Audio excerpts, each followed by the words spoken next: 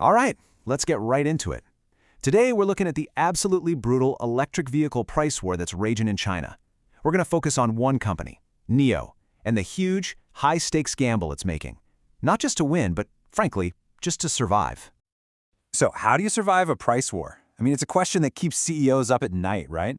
When your competitors are just slashing prices left and right, and your profit margins are basically evaporating. What do you do? Well, for NIO, the answer is, well, it's complicated and it's definitely risky. Okay, let's break this down. So here's our roadmap. First, we'll set the scene and really get a feel for this price war. Then, we'll dig into NIO's two big moves, a pretty dramatic price cut and a super bold push to expand across the globe. And finally, we're going to weigh the odds and see what the future could actually hold for them.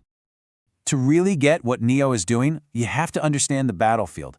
I mean, the Chinese EV market in 2025 is just one of the most competitive places on the planet. You've got giants like Tesla and the local powerhouse BYD leading what is basically an all-out war on price. So for NIO, this isn't just about trying to gain a little market share. No.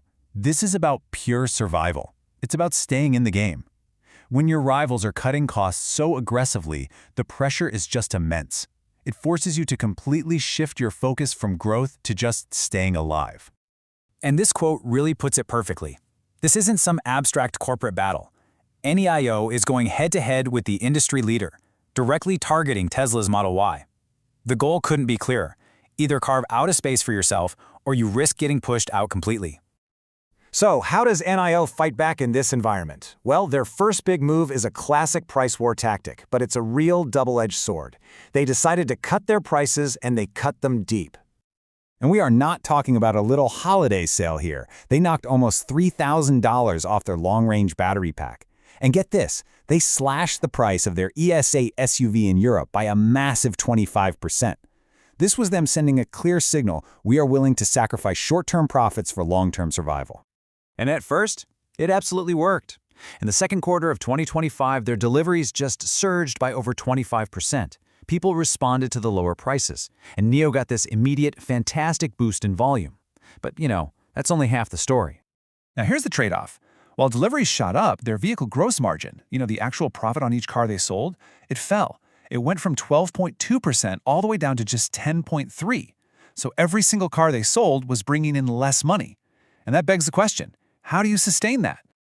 NIO's answer is to fight a war on two fronts. So while they're cutting prices for you, the customer, they launch this incredibly aggressive cost-cutting campaign on the inside. They're renegotiating with suppliers, using their own in-house tech, anything to save a buck. Their big, ambitious goal: stop losing money and break even by the end of 2025. Now let's get to their second big move. Because with the home market basically on fire, NIO is placing a huge bet on going global. They're trying to find new customers, new revenue, far, far away from the price war back in China. And look where they're going. They're not just hitting the usual spots in Europe. No, NIO is casting a really wide net. They're using partnerships to get into the tech hub of Singapore, they're expanding into emerging markets like Costa Rica and Uzbekistan, and they're even planning to take on the UK. But this global gamble is proving to be really, really tough. I mean, this slide just lays out the harsh reality. While their strategy at home led to a 34% jump in revenue, their overseas sales actually fell by 35%. It just goes to show you, building a global brand from scratch is a massive and very expensive challenge. So all of this brings us to the end game. NIO has made its big moves. They've cut prices at home, and they're gambling on growth abroad. But the real question is, does this super high-risk, high-reward strategy actually have what it takes to secure their future? Now this is NIO's ace in the hole. Their unique battery swap technology is a potential game changer. Seriously, instead of waiting around for your car to charge, you just pull into a station and an automated system swaps your empty battery for a full one in a matter of minutes. It also brilliantly separates the cost of the battery, which is the most expensive part of an EV, from the cost of the car itself. But even with that incredible innovation, the road ahead is just filled with obstacles. You've got geopolitical tensions, trade disputes that could just slam the door on key markets. They can't get those crucial US tax credits.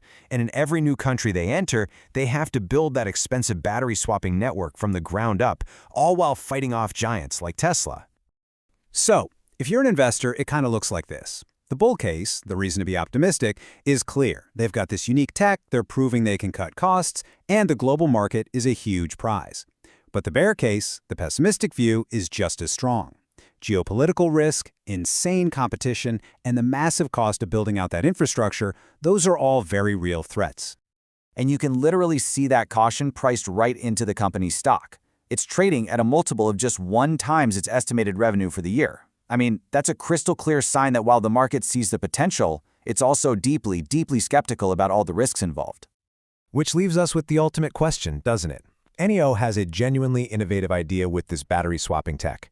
But in a brutal global race that's defined by price wars, by trade barriers, by these entrenched giants, is a great idea actually enough to win?